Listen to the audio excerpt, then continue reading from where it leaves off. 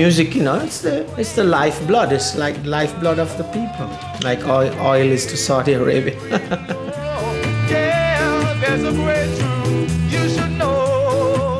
To be young, get rid of black.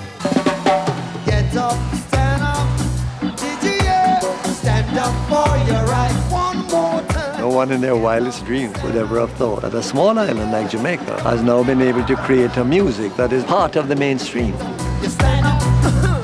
We need it, we must have it. For your right. You get up, stand up. Oh, you think the woman access to your villa? Trespass on a weakness, all of your clean on your pillar. You better watch your back before she turn into a killer. Just review the situation. The music is something like a gravity, like a magnet. It insists to hold on to you. I've been touched by an angel.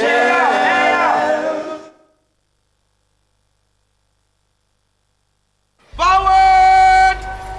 March!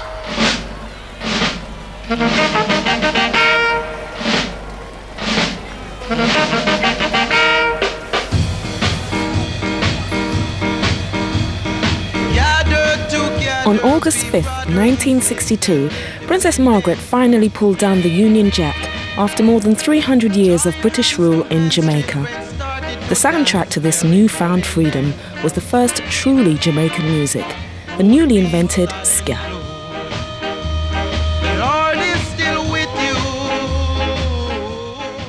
Because the time has come and we can have some fun, so take a run. You know, it was just a simple song and the people them jumped to it and, going around. Whoa, whoa, whoa, we're independent and, flash them hands and it was great. That was something to see and never can come back in Jamaica. We're independent. Independence came at that time when ska wasn't in speak. Yes. And so it was just jubilation all around. You understand? With the acceptance that we were now a free country and ska in its peak. And everyone just went crazy for it. You couldn't go to a party before 62 we play ska. After that night, you had to play ska for the party to be successful. It was unbelievable. Everyone gravitated to it. This was something new, and I noticed something too. They had pride. When they looked at it, they said, "This is ours." It would have been nice to say, well, independence caused people to want their own music, but the music preceded independence. But it was a wonderful coincidence because independence gave it further drive. The music came first.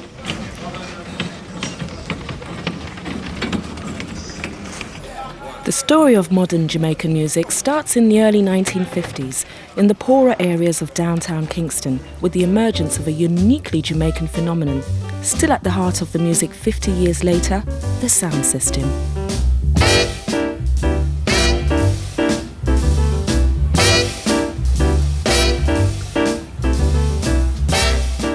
The sound system is essentially a street discotheque with speakers big enough to raise a family in. It's where poor Jamaicans have been coming to dance till they drop ever since they stopped listening to jazz bands in the now ruined clubs all over the island. You had sound system before recording. You have the Jamaican music started off with orchestra dance.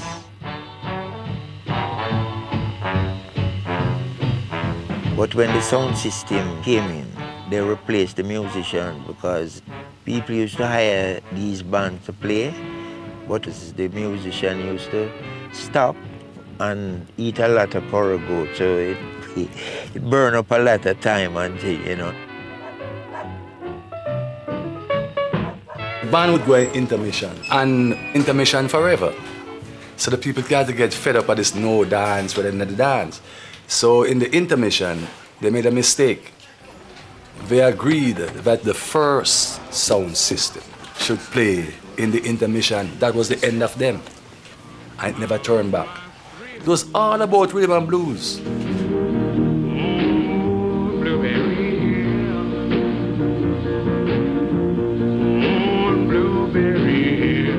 As the 1950s rolled on, The music of Fats Domino, Ray Charles and Louis Jordan was streaming into the island from Southern American radio stations just over 90 miles away. And with the sound systems blasting it out most nights of the week, downtown Kingston went dance crazy. And like any craze, it was rich with opportunity. People used to make money from it. You sell your own beer and you sell your own curry goat and rice, and you got the sounding system from 8 o'clock till like 6 in the morning, and they eating and dancing in the street. You get like 2,000-3,000 people, and you make a buck. Sound systems became the biggest local industry in downtown Kingston, and competition was fierce. To pull in the punters, you had to have the best music blasting out of your system. The race was on for the hottest American tunes. It's the Reggae sensation. You know, American people, they need cheap labor, so they bring to cut them cane and things. But while you're there cutting cane, if you buy rhythm and blues, 6 times more money you get because you're going to sell it back to sound system people. So everybody anxious to go to the farmer, but not for cut cane. They want to go buy some record, you know? Out of this fierce competition, 2 giants emerged, Clement Coxon Dodd and Arthur Duke Reid. Combining their liquor businesses with their sound system dances, they were effectively the barons of downtown Kingston and would continue to control the Jamaican music business for the next 15 years. They could run the country those days because people, where anywhere the sound string up, you have the crowd of people there before. They used to play in competition. It come in now like Joe Fraser and Holly. Duke Reid is a man who go around this dance and him go to the gate and him give everybody out of the gate money for coming on and dance, you know? And the people they believe all the cocks and dance and come on to Duke Reid. Sometimes them just take the money and go to the cocks and dance just the same, you know what I mean? So it's like that. So all of them used to be at war, you know? Oh, the sound system thing, man. It's a traditional thing. You can't stop it. It come from way back, you know? Come on.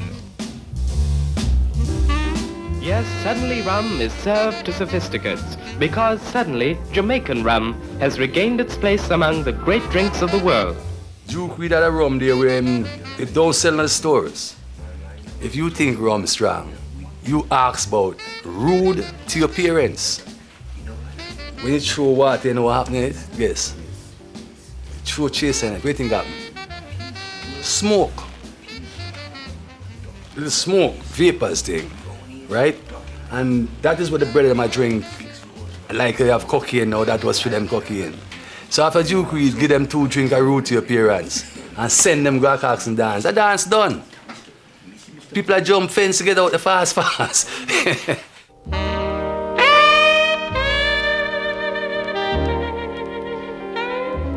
Duke Reid had a program on the radio, I think 4:30 on a Saturday afternoon called Treasure Isle Time.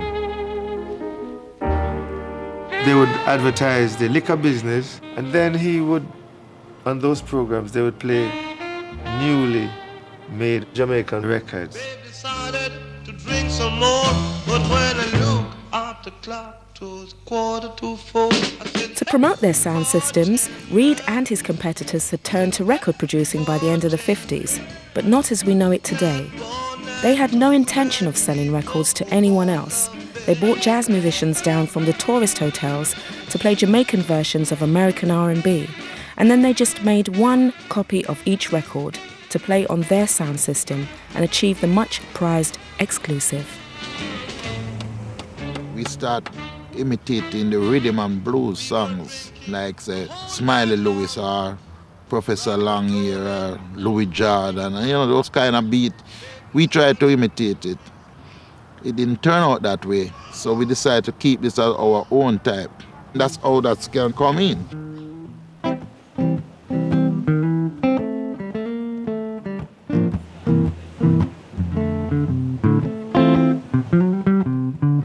Styling like those was really rhythm and blues.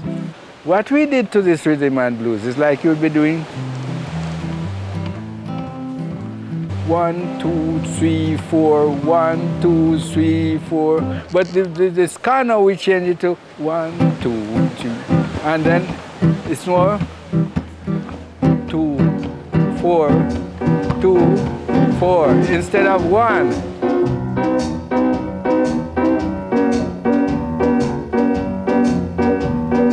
Last night, Papa coming down, he stood across the door. Mama said, no, Papa, you're real gone down. Easy slopping. Easy slopping. Easy slopping. But baby, why you jumped and tried? It is Jamaica's first musical revolution. And we call it ska. And then ska was a dirty word. But what it was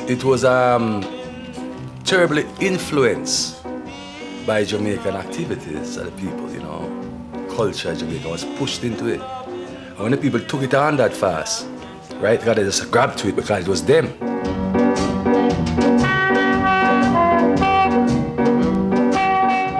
This is the way of life of the lower class people.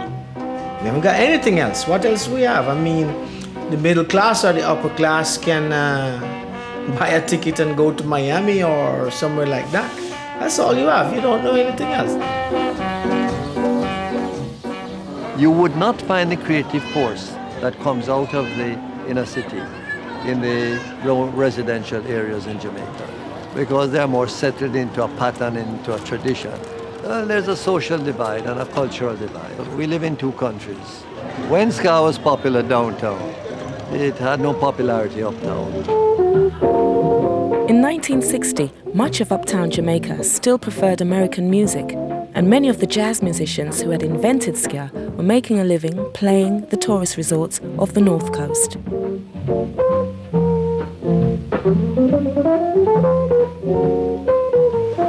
I used to have a serious type of class prejudice in those days, let's call it that way. You know, and it would have hurt my career in a certain sense. You couldn't go uptown and play ska music, so it was really like an outlaw type of music, you know. In 1960, Prince Buster started his own sound system. To steal a march on his rivals, he approached the ultimate outcasts of Jamaican society, the Rastafarians, who since the 30s had looked to Africa rather than Europe as a model. He persuaded Count Ozzy and his master drummers down from the Warwicker Hills into a recording studio.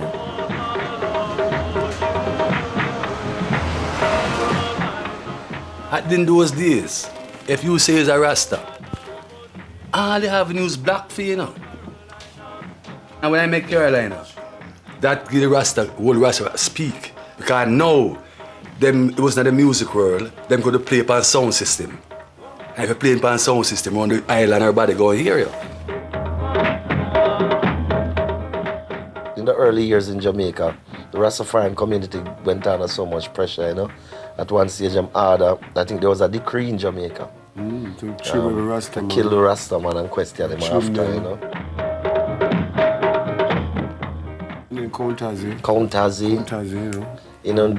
90% all the grassroots music was really played or created by the Rasta people, you know.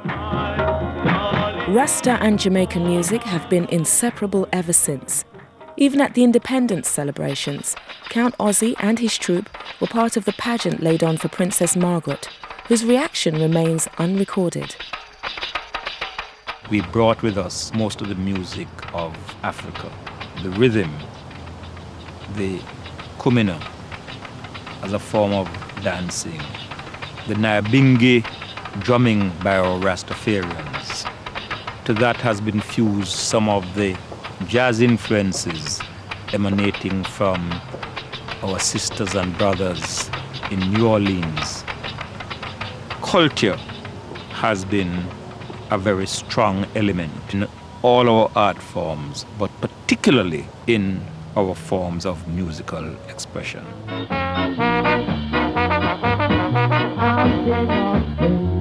A Lord of Lords in this land.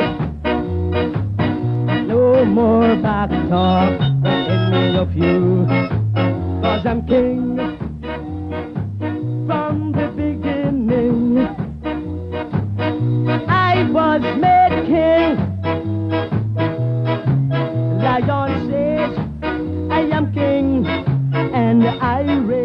what it developed from was calypso. I am king and I reign. What calypso singers sing about, they sang about, well, lots of them used to sing about sex, but they also sing about topical things like that, so it's coming out of that. You want to know what's going on, I mean, you know, you listen to the songs. It is a kind of folk music. Our country contested at the Lyceum the title Miss World. They numbered 40. I'm crowning you myself. The emerging nation was full of optimism, and with prosperity increasing, everybody wanted to own the ska records that up until now they only had heard on the sound systems.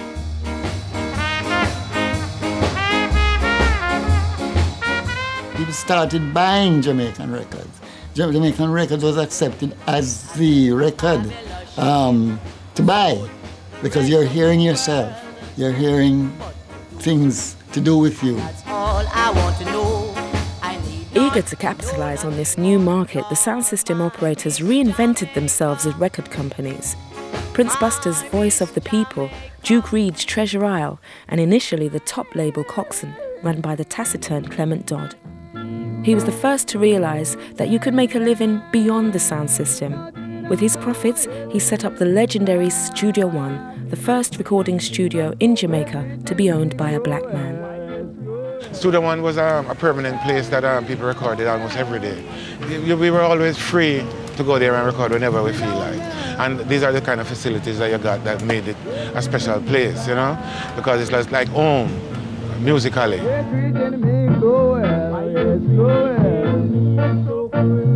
that the first time I've been to your home? What is the first time?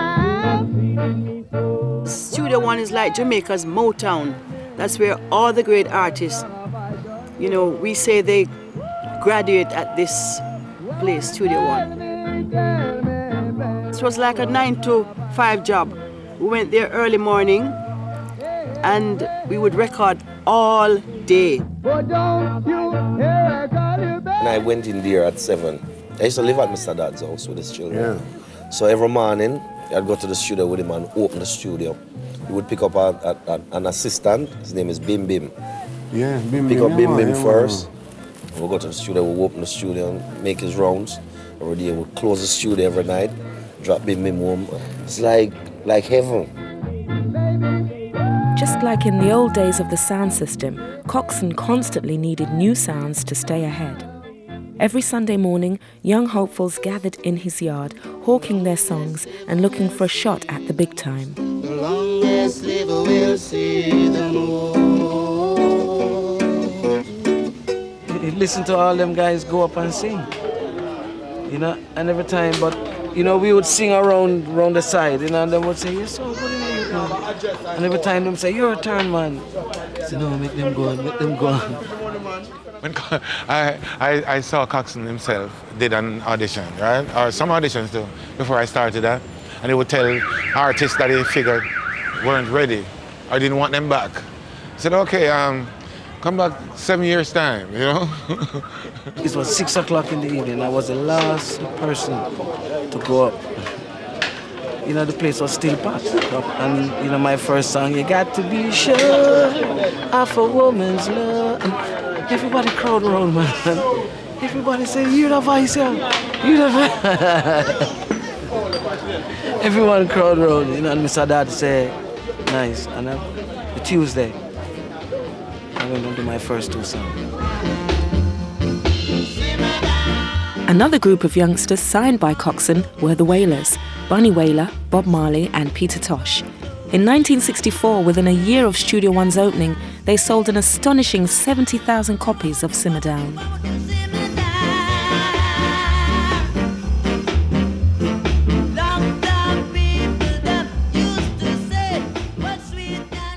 Trenchtown. It was vibrant with a lot of activities.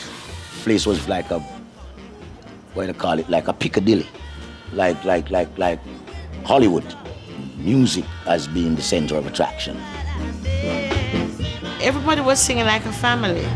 So if the Soulettes have a recording, you'd have Bob, Peter Bunny, Delroy, you know, guys from the Paragons, everybody would come to give background support.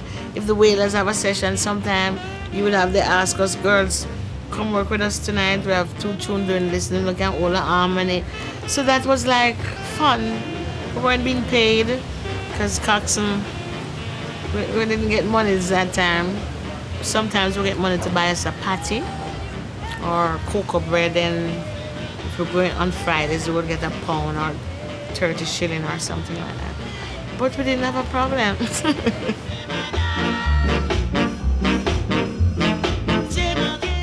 It was a very productive period in Jamaica's musical history.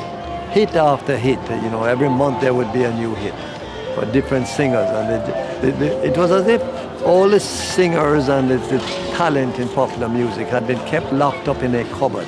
But from the first hit was made, it is as if the cupboard doors opened and all this talent just poured out. Studio One's music was made downtown for downtown people.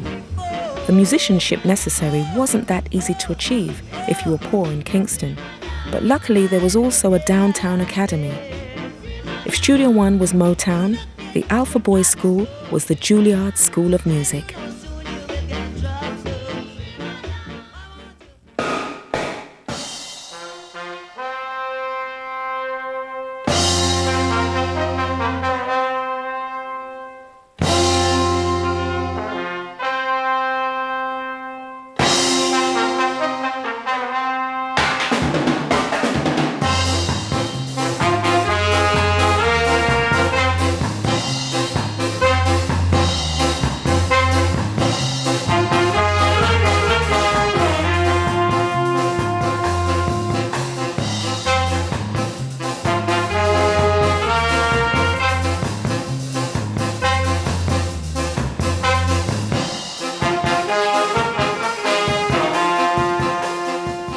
Alpha Boys School is a school that caters to the unfortunate.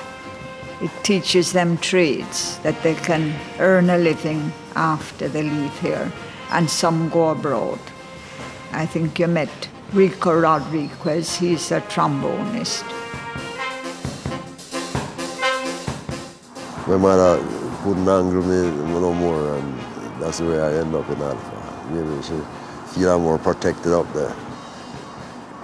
The young man, him grow very quick, you know what I mean? Him become very wise very quickly. You understand? Yeah. Cause life, tough life, life hard. Okay. And out of poverty bringeth wisdom, you understand?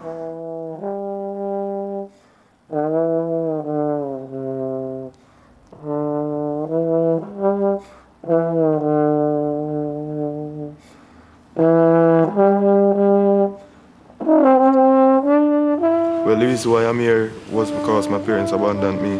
But I thank God for that in some reason. I always said, I must honor thy mother and father, but I still love her. And in the future, I'd like to find her. So at Alpha is good. I learn music and I also learn education. Many of Jamaica's greatest musicians have been from Alpha. Coxsone in particular was quick to appreciate the value of the kind of discipline and ability you might expect from that institution. The backbone of his house band were largely Alpha old boys, and they became the first superstars of ska, the Scatterlights.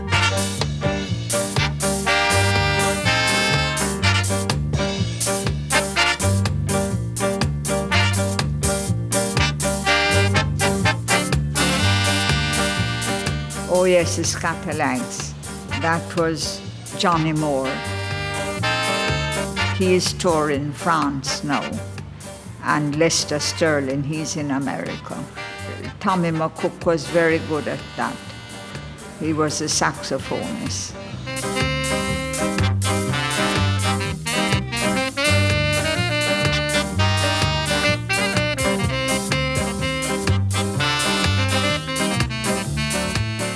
You had Dom Drummond. He was very quiet.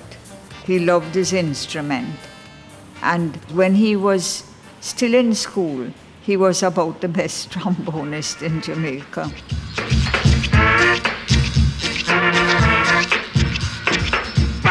Scatterlights were a great set of people. at the time, they were the masters. They were learned musicians. They were not just people who played music by the breath. They were doing it by the paper. And we, the Wailers, were really enthused to have been working with the Scatterlights.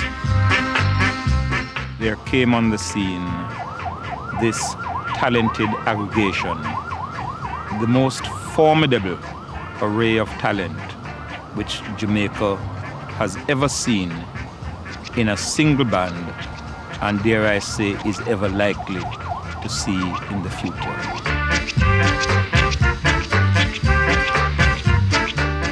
They were it. Anywhere they played, for dances, the place would be Ram Jam. We play at a place one night and see the place loaded with people and a woman come and dance the ska. And I'm watching that woman dance and we see she kick back. And when we finish playing go out, I hear the woman die. They take her out, she scans it till she dropped down and dead.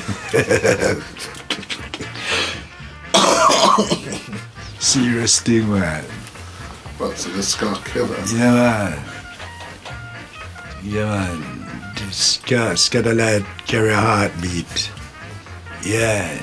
Yeah, man. The 2 years after independence, with the Scatterlights at their peak, was the golden age of Jamaican ska. But the foundations of the band were shaky. They became frustrated with the insularity of the Jamaican music scene, and more significantly, Don Drummond, the band's greatest genius, was slowly losing his mind. Drummond's virtuoso trombone playing lay at the heart of the Scatterlights' greatest moments.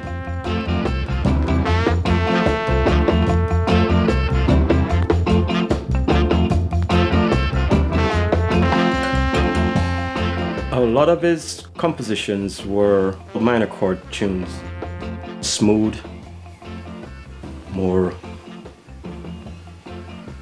melodic kind of flow, while Rico would be more brassy and more like orchestrated, like, you know, to the beat. Don slides with it. Drummond took ska to new heights of virtuosity. He had a unique style with a disturbing emotional undertow that reeked of Africa and mirrored the demons in his head.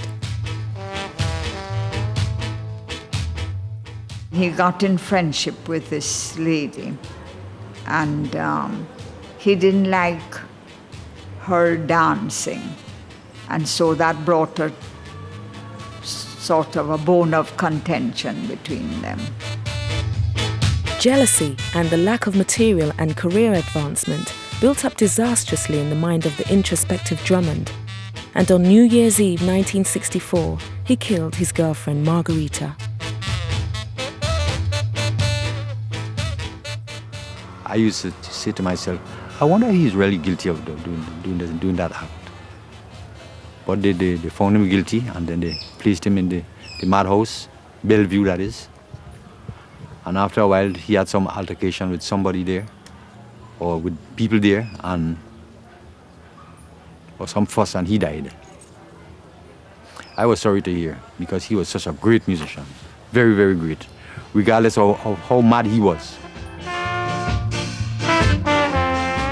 Without Don Drummond, the Scatterlights were never quite the same again. And anyway, musicians couldn't make that much money in Jamaica. To make a living, many of the most talented musicians joined the thousands of other Jamaicans on the boat to England.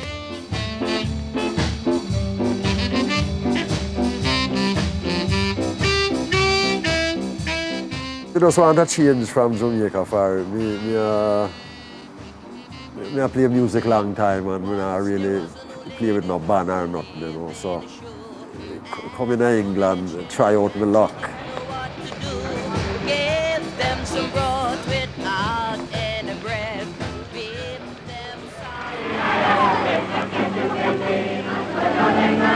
To the newly arrived Jamaican, London nightlife was a strange and often unnerving experience. When you go there, you know what they was playing.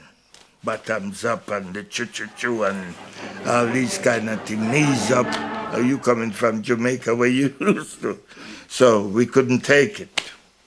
And the jazz club, well, it's never on. Every club you go in London is, sorry, you gotta be a member, won't let you in. Once you're black, you can't get in. You know what I mean? You couldn't get into Ronnie Scott, you couldn't get into Lions Corner House, the big jazz club. So then I said to Vinny, look, you build a sound, we will support you and get the record like Jamaica from America. And this is how it starts. My parents were only here 5 or 6, 7 years until 1965. So it was almost like a letter from home, hearing rhythm tracks from Jamaica. Shebeens and blues dances weren't just exclusively for people. Yeah, it started off exclusive. It started off. They were in certain areas as well. I mean, you worked on the buses, right? And you were the conductor and the driver's white. And then you know you can't help but being together all day long, right? And you talk about what you do for recreation, and then you say to the driver, look, we're having a party over so and so and so and so, and he comes around and thinks, oh, that's nice, isn't it? And he tells another few of his mates of it. Little Miss Muffet, she sat on a tuffet, eating up curls and whey. Then came a big spider, sat down beside her. Frighten Miss Muffet away. Watch out! Whoa! Whoa! Whoa! Whoa! Oh! Play tomahawk now. We used to go down to number 9 Blenheim Crescent, where was a little cafe with a little jukebox, and you get some food. And I always remember Carolina was on the jukebox. And in back there was a kitchen with a chef, and you can get meat and rice. That must have been 1961. Up on the hill, fetched him a pail of water. Jackie fell down and it bust him home. Sister Ignatius from Alpha gave me the money to come to England. I was like our #1 boy, like best boy then, you know what I mean? And she used to look after me in school very good. He took the trumpet.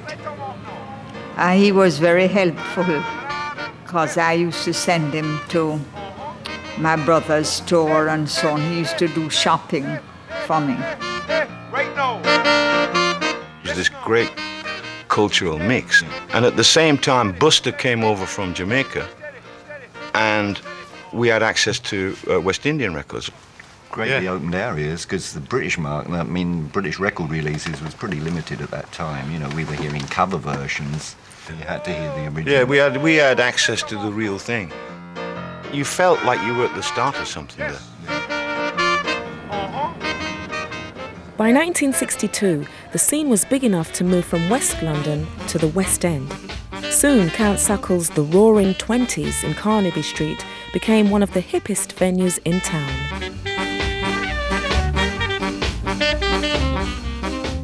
It was a late night dive. Maltese, prostitutes, striptease girls, the whole of the West End. Everybody, white, musician, because they come down. The Rolling Stone, there was Scruffy, all of the Stones. Because they used to play round the corner at a club called The Scene in Windmill Street, downstairs. A girl named Sandra used to run it.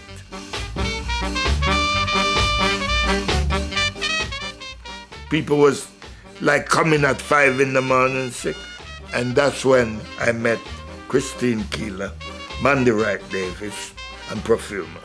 I mean, I didn't know he was a minister at the time, but he just come down with the girls. Well, we used to say he was a sugar daddy. I come at the roaring 20s, sometimes it's 20 of us, 20, 15, And going home was a problem so far. We couldn't get no taxi to go home, sometimes we have to walk, Sometimes along the way you get thirsty, So you drink all the milk and the orange juice inside, Yes. So you have a lot of fun, you know. You're so tired coming from the dance, you know, the snow, you know. So it was an experience in the 60s when I just come here, you know. You know, I wonder when I come the first time in England, I remember, first I leave Jamaica, right? When I come over London, I look through the plane, and I wonder if people live here. In your storybooks, I read so much about Three Little Pigs and the Wolf. And you see, the trouble is, they draw the house in the book. Then when I come in, you know, all the house stuff look like pure that house. When I end of the year, and you look down, it's pure that kind of house. I say, oh here. And I look for the wolf in the car. And wash all my troubles away. Like that lucky old sun, give me nothing to do but roll around heaven all day. Ska in Britain was distributed on the Blue Beat label, which was how it became known. Blue Beat was the music of choice for the mods, the scooter-riding youths who flocked to the concerts and made Britain a hugely important market for the music.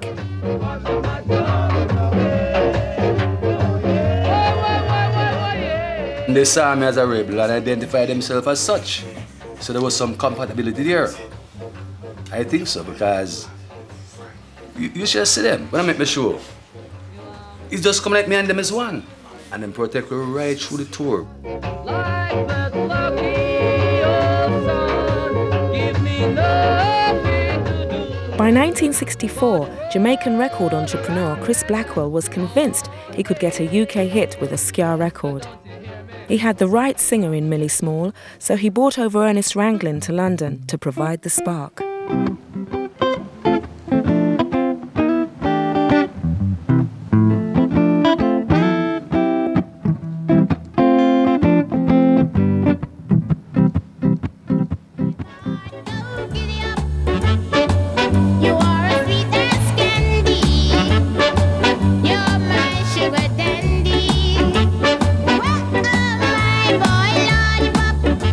In my house, it was more on the blues spot. You was listening to a couple of blue beat tunes and stuff like that, you know.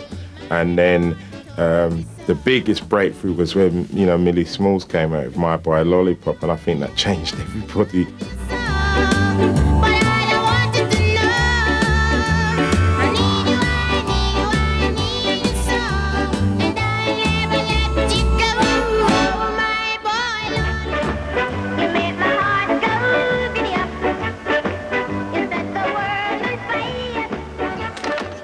We started to get hits in England because that's where it became an international music, especially with My Boy Lollipop by Millie Small. That put us on the map. So the uptown people started to take note to make it a national sound rather than downtown sound. Yes, this is ska, original and indigenous. These instruments are playing a monotonic grassroots rhythm. As uptown Jamaica and the rest of the world joyously accepted ska, downtown the music and the mood were changing. The ska was upbeat. It expressed how the spirit of the people was. And then after, people start to observe and say, oh, this independence, I'm not really independent. What's going on? The music slowed down. Let's rock it steady and see what's going on. Slow down. Poverty breeds crime. You wake up in the morning and you don't know where the next meal is coming from. You know, all kind of things start going through your mind. For if he's rough, he's against the world. He's against the world. Right tough. Don't you know you're getting slow? By 1966, downtown Kingston was a lawless place. This was the era of the so-called rude boys, the ruthless gangsters who terrorized the nation. And the rude boys are coming a dance, man. No care you dress in a three-piece suit. Them guys that change things, them just come in our shorts and no shirt and hard turn up back way, and the girls flock them and them just do so. That's how the rap said the name did come in, you know. And the DJ have to play when they reach it, say, cry tough with Alton Ellis, and anything you can do, I can do it better. I am the toughest, and I'm throw a box of beer in the air and it mash. This guy come to me and said, his name Busby, he was a rude boy. When I say rude, I mean rude, because he would travel with gun and he travel with knife, and he would take any buckle and cut you, anything. Come to me one day and say, boy, I hear everybody has sing rude boy, cry tough and 07 and them guys, I want you to make one of me. You just want to boost me, and I want it by Friday. And so I said, okay, I will make you a song, sir. Strong like lion, we are iron, rude is no fear. Busby listen, and say, play it back. And so when we reach strong like lion, we are and just take out two of the beer and throw it against the wall and crash it and say, iron. Everybody get in panic now, you know, because they're afraid of him, because they know him, what he can do from what he won't do. The whole night is the one song, it coming like the dance stop. Rude is no fear. I don't know if he didn't like the song, what he would do. But anyhow, he did love it. Boys, rude is no fear. Rougher than rough, tougher than tough. But he didn't love it for long. He didn't love the song for long because he lose his life the following day. And we just cut out the rude boy songs and say, well, if it going to cause eruption, just leave it there. All I need from you is a good conversation. As things hotted up downtown, people sang, and most of them escaped into old-fashioned boy meets girl love songs. This was rocksteady, Jamaica's first pop music, the era of singers who replaced the largely instrumental ska, and for many it was the most glorious phase in Jamaican music. Never felt this way before. I know there is some way today. It all came from the American R&B music, you know, because we're always being influenced by the impressions, all them soul R&B groups. Love your sister, love your brothers. We would listen to a Dionne Warwick song and try to sing it exactly as Dionne did it. If you are a group, you would try to study the Supremes, Martha Reeves and the Vandellas. If there was a group who comes from abroad to our shores, we would want to go and see them because they have something to teach us. It's a cultural thing for Jamaicans to sing. In the ghetto, you'll find more singers than anywhere else too, because, you know, it's a thing that, you know, it's a thing we used to, it's what we could use to pass the time away. It's a thing you use to soothe your spirit, your soul, you know. Can't compare with. I've been touched by an angel. This heaven and earth could be no hell. I've been touched by an angel. She's on the progressive chart, always work for where she want. With enough confidence and never yet says she can't. Tender loving where she have. Healing the broken heart from she coming on my life. Me no stop advance, rearrange my lonely life and turn it right from start. Now I'm happy with this woman and we will never part. Me know she clever and she smart. I've been touched by an angel. Most of us, we only wanted to hear our voices on the record. To see people, to hear it on the radio, is a dream come true. To see people dancing and singing to your record for the first time is another matter completely. There was no thought of any money or anything else more than honesty, sincerity, and purity. And that is what I think that music is full of. That, you know, that is why it's lasting so long.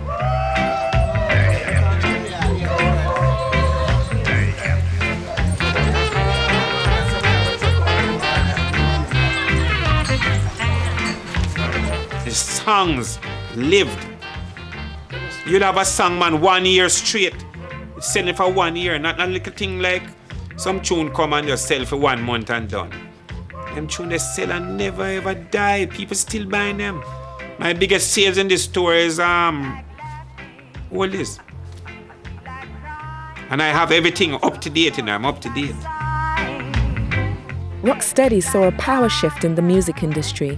It was still dominated by the former sound system bosses, but Coxsone and Studio One would never be quite the same force again.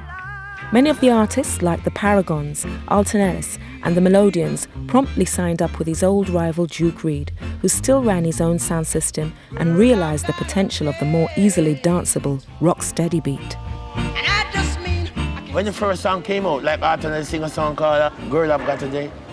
Doom, doom, doom, doom, doom, doom, doom, doom, boom, boom, doom, doom, doom, doom, doom, doom. And when Duke Reid put on that song, I was there. He had to play the song about 1,000 times. And you can see this guy was very fast. He had to spin, he had to dance, he had to dance in a fast pace.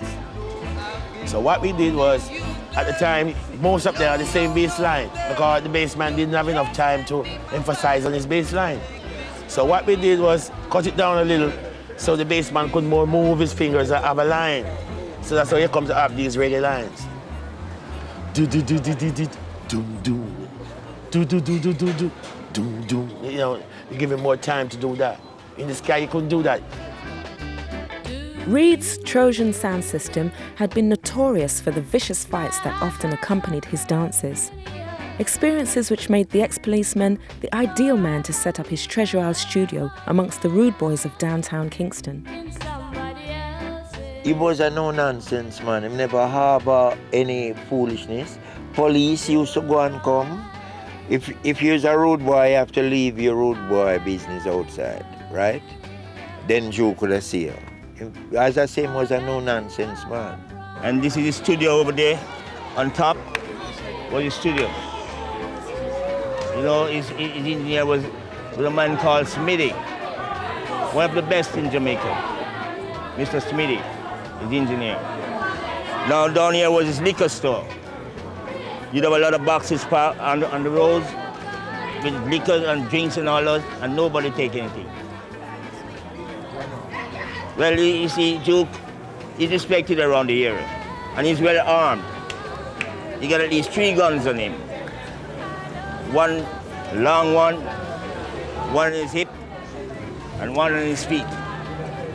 That's Duke, the first gunman in Western Kingston. If Duke even not in the studio, him have a box downstairs in him liquor store. And when everybody upstairs dancing, so boy, this gone. And out of nowhere, boom, boom, boom. And that Duke fire shot and the whole studio get quiet. Then you see the big man, he would run up the stairs.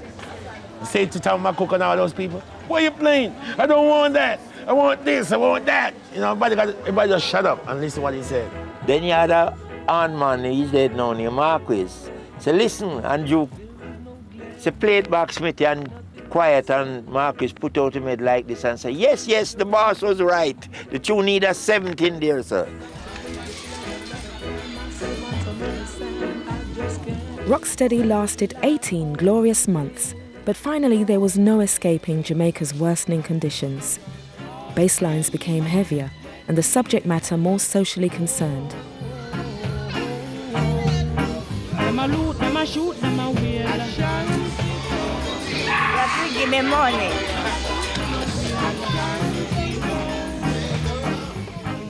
And we go into reggae now. And how we get to reggae now? Reggae is a different changing of the drum. We have the drum playing more burro-like. Oh, I don't know if you understand, like tap ta da pa da pa pa da pa da pa pa da, and change the bass pattern. If the music even slow, it make it sound like it fast. So that is what the reggae do to the rocksteady. And that was it. Reggae, reggae, reggae, reggae, reggae, reggae.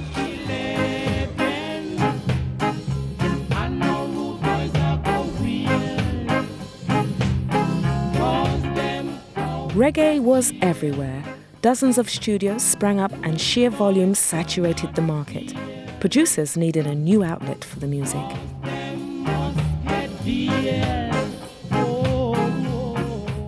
A guy was working with Island at the time named Dave Bettridge come out here and meet me and they invite me over to England in 68 and I see what the people love.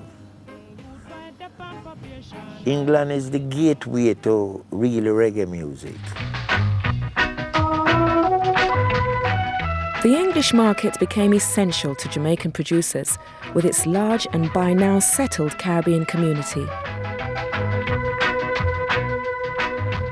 When I went to London, Bob Andy and myself, that was when I first learned that Feel Like Jumping was also a big song in England. We were just in Jamaica not knowing what was happening. What was happening was that by the late 60s, companies like Trojan Records had spotted the large underground following that had developed for this new reggae pop music. White kids that were hanging out with the black kids from the same areas grew up on the music, you know, we were all hearing it. And it was just the fashion, the youth culture of the day. Yeah, well, that was it. Where we fashion. We only had the youth clubs. You know what I mean? Nobody was old enough to go to nightclubs anyway. That's it. Trojan Records came to enjoy iconic status as the purveyors of Jamaican music in the UK. They released 2,000 singles in 7 years, initially on a fairly small scale, through specialised shops catering to Jamaicans and to white working-class youths who revelled in its danceable beat and outlaw status, the skinheads. You get kicked out of Saturday morning pictures when you're too old for it. You've got nowhere to go for yourself, so somebody said, oh, let's go up to Streatham Locarno. And we're talking about the 60s, sort of the skinhead period, really. And so I used to go to Streatham Locarno and listen to music, and we didn't really dance. People did dance, but me and my friends, we used to just sort of hang back and just watch, you know, because it was all the skinhead thing, you see. And because they never played that music on the radio, so in some ways, for us, it became our music.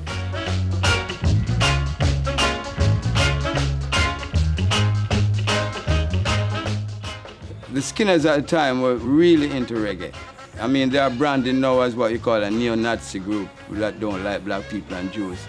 In my time, I was being protected by the skinheads. Look, I've been to a town that was like Guildford, was a racist town in my time. And this guy said to me, hi, Mr. Black. So I said, hi, Mr. White, and he spit in my face. I said, what the heck? So the kids wanted us to beat him, but I said, no, forget it, man. I just wiped the spit off, and that was it. What was happening, it couldn't be denied that this was developing into something that was becoming more and more commercially interesting, commercially successful. As more and more people discovered the music through the clubs. And that was making for all sorts of problems for us because we just couldn't get past this door. Look out, BBC, 'cause I'm on my way. Oh yes I am. Long walk to the BBC, but I know I'll make it someday. I think there was a perception amongst the reggae labels that the BBC dismissed reggae to a certain extent. To be fair, I think possibly, yes, I think they might have a slight case there. Bob Marley and the Wailers failed their BBC audition because in the view of the panel, they didn't know how to play reggae. Which was, but then you get some kind of, the BBC Dance Orchestra doing a strict tempo version of reggae. People would say, oh, that's how reggae should be. If our music had an open door, like, let's say, a freeway, we could break wide in any part of the world because we have class music like anybody else. Young, gifted or black, open your heart to what I mean.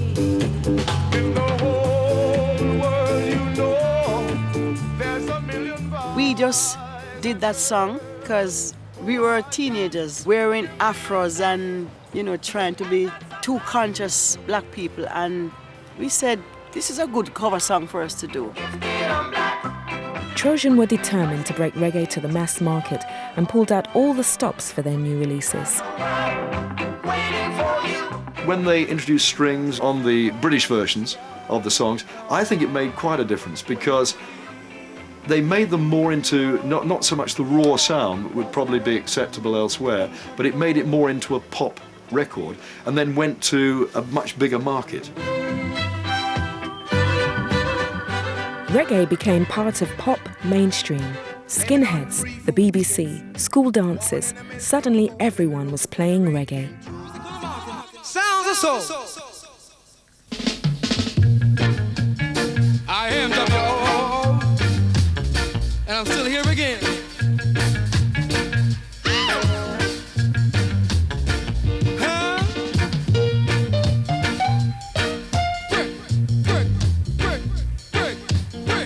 Dave and Ansel Collins went to #1, as did Desmond Dekker. Jimmy Cliff, the Scatterlights, Prince Buster and Ken Booth all stormed the charts.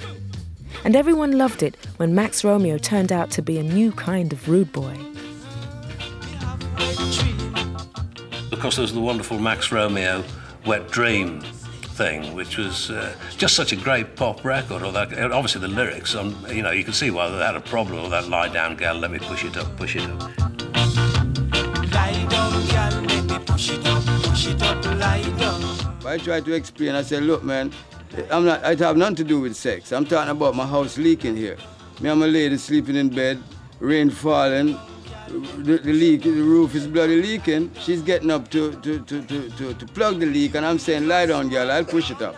They didn't buy that. The last couple of years of the 60s were a reggae explosion, and by 1969, Desmond Dekker was filling Wembley like visiting royalty.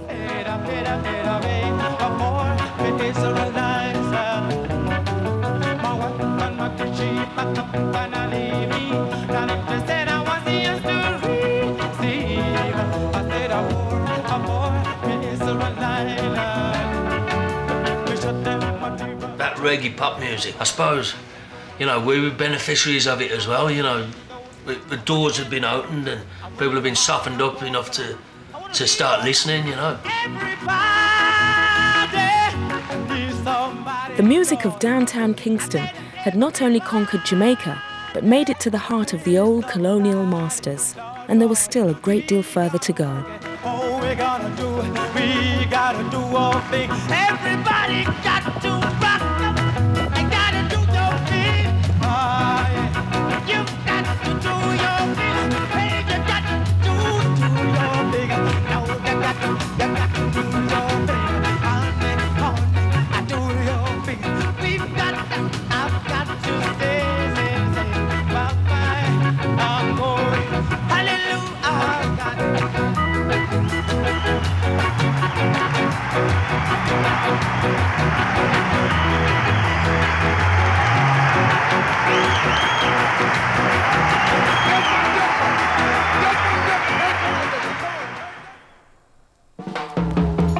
Part 2 next Sunday at 8 on BBC 2.